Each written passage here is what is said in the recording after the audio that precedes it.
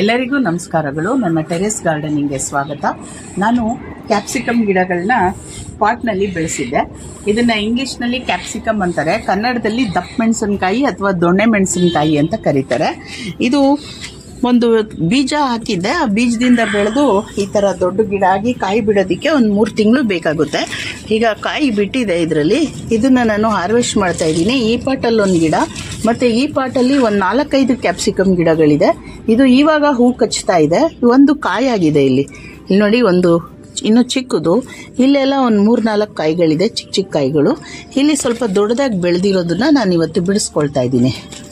ಈ ಕ್ಯಾಪ್ಸಿಕಮ್ಮು ರುಚಿಯಲ್ಲಿ ಖಾರ ಮತ್ತು ಸ್ವಲ್ಪ ಒಗರಿನಿಂದ ಕೂಡಿರುತ್ತೆ. ಸ್ವಲ್ಪ ಖಾರ, ತುಂಬ ಖಾರ ಏನಿರಲ್ಲ, ಸ್ವಲ್ಪ ಖಾರ ಮತ್ತು ಒಗರಿನಿಂದ ಕೂಡಿರುತ್ತೆ. ಇದನ್ನು ನಾವು ಎಲ್ಲ ಅಡುಗೆಗಳಿಗೂ ಬಳಸ್ತೀವಿ.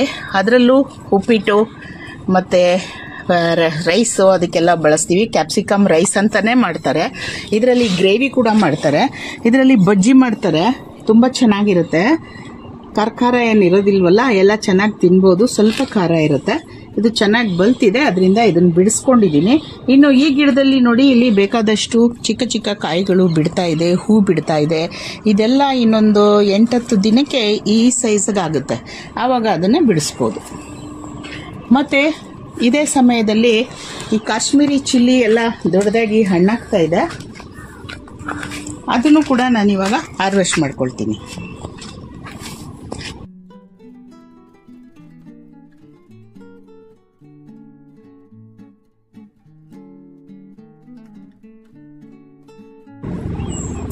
ಇದು ನಾನೀಗ ಬಿಡಿಸ್ತಾ ಇರೋದು 5ನೇ ಸಾರಿ.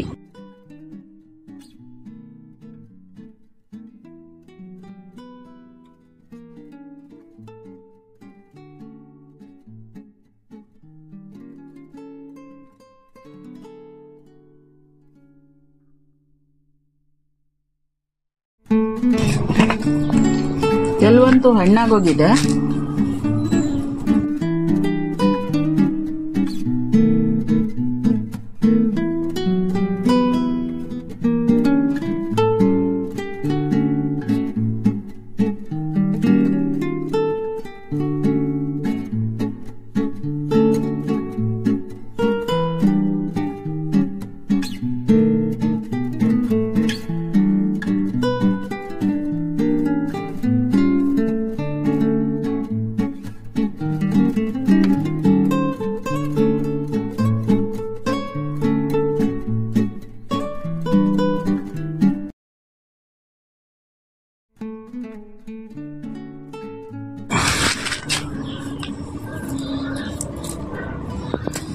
ತುಂಬಾ ಹಸಿರಾಗಿರುತ್ತೆ, ಎಲೆ ಕಲರೇ ಇರುತ್ತೆ, ಕಾಯಿಗಳು ಗೊತ್ತೇ ಆಗೋದಿಲ್ಲ.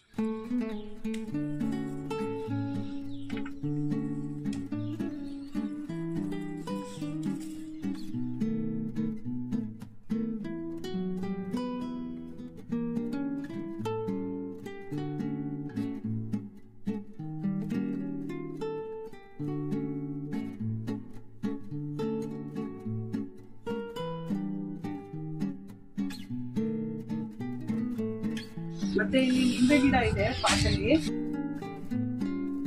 ನಿಂಬೆ ಗಿಡದಲ್ಲಿ 2 ಹಣ್ಣಾಗಿದೆ, ಅದನ್ನು ಬಿಡಿಸ್ಕೊಳ್ತಾ ಇದ್ದೀನಿ ಇಲ್ಲಿ.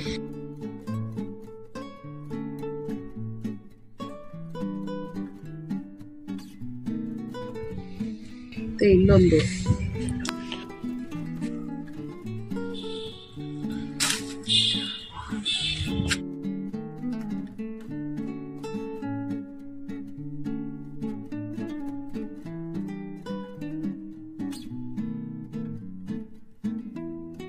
ನೋಡಿ. ಇವತ್ತು ಇದು ನಾನು ಕ್ಯಾಪ್ಸಿಕಮ್ ಬಿಡಿಸ್ಬೇಕು ಅಂದ್ಕೊಂಡು ಬಂದೆ.